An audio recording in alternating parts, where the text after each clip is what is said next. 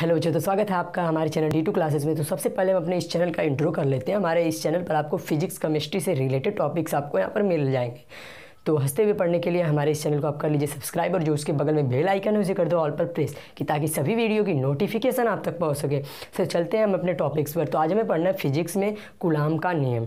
ठीक है, तो हमने अभी जान लिया आवेश के बारे में जान लिया। यदि आप आवेश वाला वीडियो नहीं देखें तो हमने डिस्क्रिप्शन में लिंक दे रखी है, वहाँ से आप पार्ट 1 और पार्ट 2 देख लीजिए। तो चलते हैं अपने टॉपिक पर। तो आज हमें पढ़ना है कूलाम का नियम। कूलाम का नियम, लॉ ऑफ कूलम। ठीक है, तो देखिए कूलाम का नियम क्या है। ठीक है, तो देखिए कूलाम के नियम तो पहले तो हम परिभाषा किताबी भाषा में जान लेते, फिर अपने हिसाब से इसको समझेंगे। तो देखिए कूलाम का नियम होता है कि किसी दो आवेश, मान लीजिए कोई दो आवेश है और दो ही आवेश होने चाहिए। ठीक है, किन्हीं दो आवेशों के बीच जो बल कार्य करेगा वह इन दो आवेशों के गुणनफल के अनुक्रमानुपाती होगा। कि मतलब कि मान लीजिए आवेश Q1 है और एक Q2 है, तो इनके गुणनफल के क्या होगा, अनुक्रमानुपाती होगा। और जो इनकी बीच की दूरी होगी उसके वर्ग के व्युत्क्रमानुपाती होगा। ठीक है ना, तो व्युत्क्रमानुपाती और अनुक्रमानुपाती क्या होता है, सबसे पहले हम उसे जान लेते हैं। ठीक है, तो उसे जान लेते हैं हम। तो देखिए देखो अनुक्रमानुपाती क्या होता है।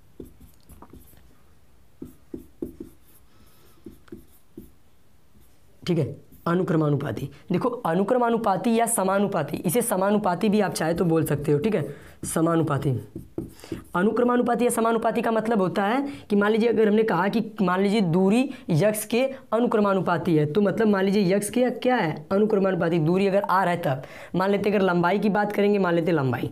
ठीक है, तो अगर हम कह देंगे लंबाई जो यक्स है मतलब लंबाई यक्स की क्या है, अनुक्रमानुपाती या समानुपाती है। अगर समानुपाती होगा तो ऐसे होगा।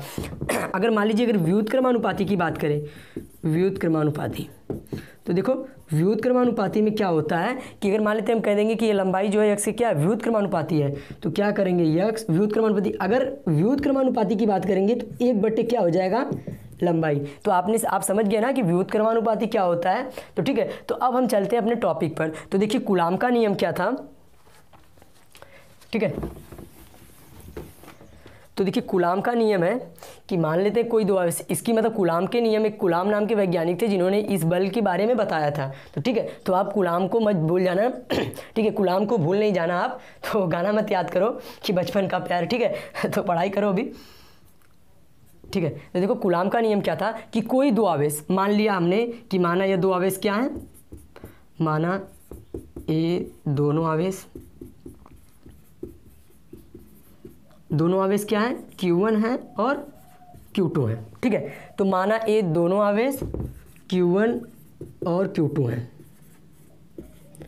ठीक है, ये आपको मतलब इसके बाद लिखना है। पहले आपको परिभाषा क्या लिखना होगा कि किन्हीं दो आवेशों के बीच, ठीक है, किन्हीं दो आवेशों के बीच लगने वाला बल, जो भी इसके बल कार्य करेगा। ठीक है, मान लेते हैं लगने वाला बल कितना होगा, मान लेते हैं लगने वाला बल मान लेते हैं F है। ठीक है, तो इन दोनों आवेशों के बीच लगने वाला बल, इन दोनों आवेश के, जो ये दोनों आवेश क्या हैं, Q1 और Q2। ठीक है, इन दोनों आवेश के गुणनफल यानी कि इनका गुणा, ठीक है, गुणनफल कि क्या होता है, अनुक्रमानुपाती होता है। यानी अनुक्रमानुपाती का मैंने बताया था कि F किसके अनुक्रमानुपाती, लगने वाले बल के क्या होता है, अनुक्रमानुपाती, मैंने यही बताया था ना।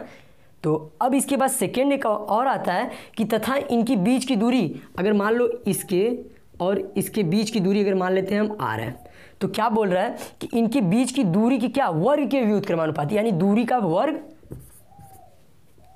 वर्ग किसके व्युत्क्रमानुपाती होगा, F के। तो F के क्या होगा, दूरी का वर्ग, व्युत्क्रमानुपाती यानी 1/r², यही होता है ना। व्युत्क्रमानुपाती का मतलब यही होता है ना, 1/r या जो भी होगा, व्युत्क्रमानुपाती 1/, के नीचे लिखा जाता है ना। तो F अनुक्रमानुपात है। ठीक है, 1/r²। ठीक है, तो जब देखो ये F है तो आपको क्या मिल जाएगा यहाँ पर, F proportional to Q1 Q2 into 1/r²। अब देखो जब ये प्रोपोर्शनल का चिन्ह हटता है तो एक नियतांक मिलता है। ठीक है, तो जब ये प्रोपोर्शनल का चिन्ह हटेगा यानी बराबर में कन्वर्ट हो जाएगा, तो यहाँ पर एक मिल जाएगा आपको नियतांक जो कि है k। ठीक है, तो क्या हो जाएगा, ये Q1 Q2/r²। ठीक है, तो जो कूलाम वैज्ञानिक थे उन्होंने k का मान ज्ञात किया। तो जो देखिए k का मान होता है ना, वो 1/4 पाई एप्सिलॉन नॉट के क्या होता है, बराबर होता है। ये जो है ना, क्या बोलते हैं इसे, एप्सिलॉन नॉट बोलते हैं, एप्सिलॉन नॉट। इसका जो मान होता है अभी मैं बता दूंगा, तो पहले तो आप इतना जान लो और चाहो तो आप स्क्रीनशॉट ले सकते हो, ठीक है। तो चलते हैं,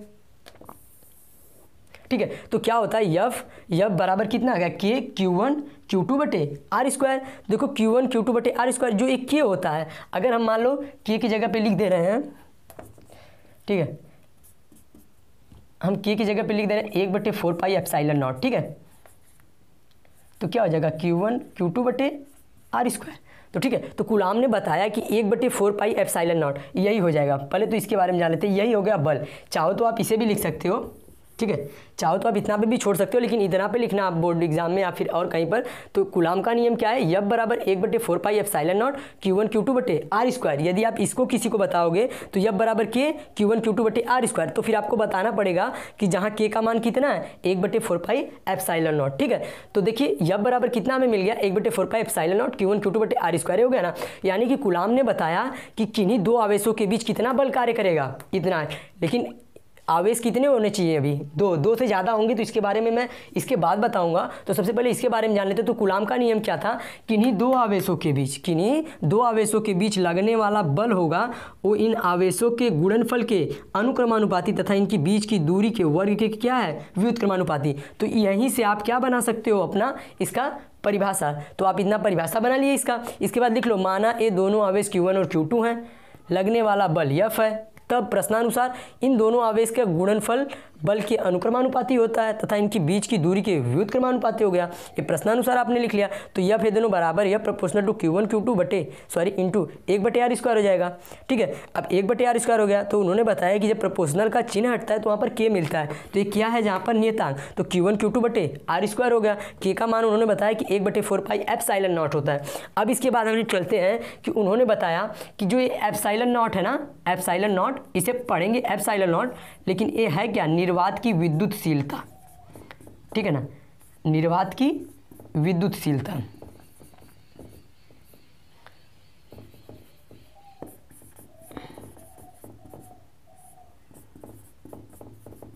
ये क्या है, निर्वात की विद्युतशीलता, या फिर इसे हम बोलते हैं परावैद्युतांक, ठीक है, इसे बोलते हैं निर्वात की विद्युतशीलता या परावैद्युतांक। लेकिन के कहाँ पर है, जहाँ पर के क्या है, नेतांक। नेतांक का मान मैंने यहाँ पर लिख दिया है। तो अब एप्सिलॉन नॉट क्या है, निर्वात की क्या है, विद्युतशीलता या परावैद्युतांक, ठीक है। तो यह बराबर 1/4 pi epsilon not Q1 Q2 बटे आर स्क्वायर हो गया। अब देखो 1/4 पाई एप्सिलॉन नॉट का मान कितना होता है, जहाँ 1/4 पाई एप्सिलॉन नॉट, ठीक है, ये 1/4 पाई एप्सिलॉन नॉट का मान होता है 9 गुणे 10⁻⁹। ये देखो n मतलब क्या है, न्यूटन, और m मतलब मीटर, न्यूटन मीटर स्क्वायर पर कूलाम स्क्वायर। ये जो c है ना, c का मतलब है कूलाम, n का मतलब न्यूटन, यहाँ पर m का मतलब मीटर, ठीक है ना, न्यूटन मीटर स्क्वायर पर कूलाम स्क्वायर। एक इसका मान होता है 1/4 पाई एप्सिलॉन नॉट का मान। और देखो एप्सिलॉन नॉट का मान कितना होता है, यानी कि परावैद्युतांक का मान होता है कितना, 8.85 गुणे 10⁻⁻12 कूलाम स्क्वायर पर न्यूटन मीटर स्क्वायर। देखो यहीं से एप्सिलॉन मतलब एप्सिलॉन नॉट का मान इतना फिक्स होता है। तो देखिए 1/4 पाई एप्सिलॉन का मान अगर यहाँ पर 8.85 लिख देंगे तो इसका मान कितना आ जाएगा, 9 गुणे 10⁻⁹।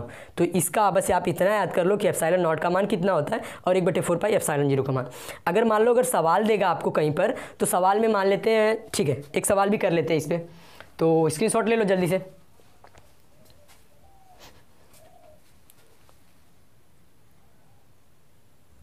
ठीक है, एक सवाल कर लेते जल्दी जल्दी। आपको समझ में आया ना कूलाम का नियम, तो कूलाम को भूल नहीं जाना आप, नहीं तो दिक्कत हो जाएगी आपको। वही परीक्षा में बस बचपन का प्यार वाला जो गाना है वही याद आएगा, और उसको लिखने से भी आपको कुछ नहीं मिलने वाला। तो गाना से बढ़िया आप यही याद कर लो, ठीक है।